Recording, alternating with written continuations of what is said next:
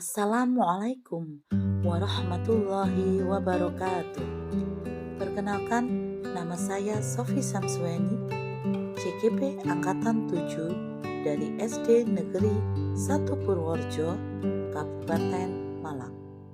Pada kesempatan kali ini, saya akan menjelaskan tentang koneksi antar materi, kesimpulan dan refleksi modul 1.1. Kesimpulan dari pembelajaran 1.1 yang pertama adalah pengertian dari pendidikan. Menurut Ki Hajar Dewantoro, mendidik dan mengajar adalah proses memanusiakan manusia, sehingga harus memerdekakan manusia dan segala aspek kehidupan baik secara fisik, mental, jasmani, dan rohani. Pendidikan yaitu menuntun segala kekuatan kodrat yang ada pada anak agar mereka sebagai manusia dan sebagai anggota masyarakat dapat mencapai keselamatan dan kebahagiaan yang setinggi-tingginya. Karena pendidikan itu adalah tempat persemaian benih-benih kebudayaan dalam masyarakat. Tujuan dari pendidikan yaitu menuntun segala kekuatan kodrat yang ada pada anak agar mereka sebagai manusia dan anggota masyarakat dapat mencapai keselamatan dan kebahagiaan yang setinggi-tingginya. Dasar dari pemikiran Ki Hajar Dewantoro yang pertama adalah menuntun, berorientasi pada anak, kodrat alam dan kodrat zaman, budi pekerti, dan taman bermain. Menuntun. Pendidikan itu menuntun tumbuh atau hidupnya kekuatan kodrat yang ada pada anak agar dapat memperbaiki lakunya, bukan dasarnya, hidup dan tumbuhnya kekuatan kodrat anak. Pendidik sebagai pamong memberi tuntutan dan arahan agar anak tidak kehilangan arah dan membahayakan dirinya, serta dapat mencapai keselamatan dan kebahagiaan. Berorientasi pada anak atau berhamba pada anak.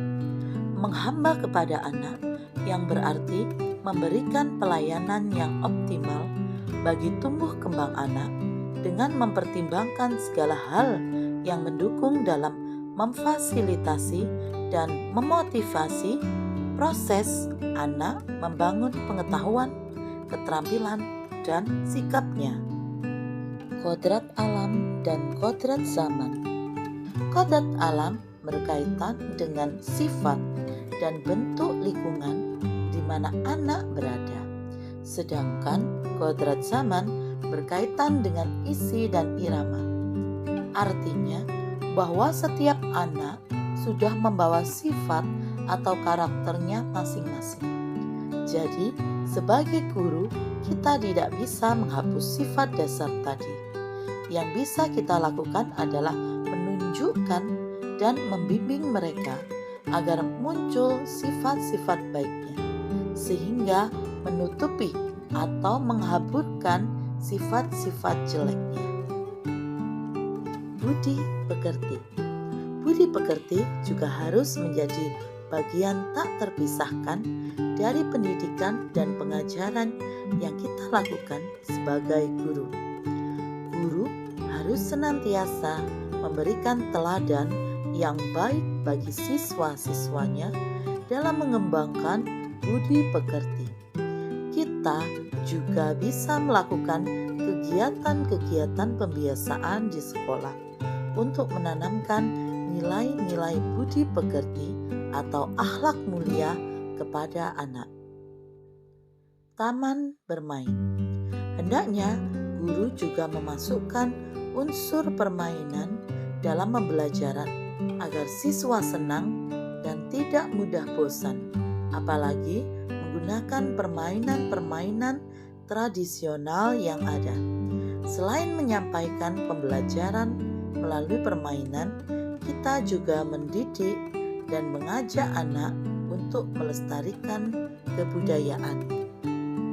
Pertanyaan pemantik untuk membuat ringkasan pada modul 1.1. Yang pertama, apa yang Anda percaya tentang murid dan pembelajaran di kelas sebelum Anda mempelajari modul 1.1? Yang kedua, apa yang berubah dari pemikiran atau perilaku Anda setelah mempelajari modul ini?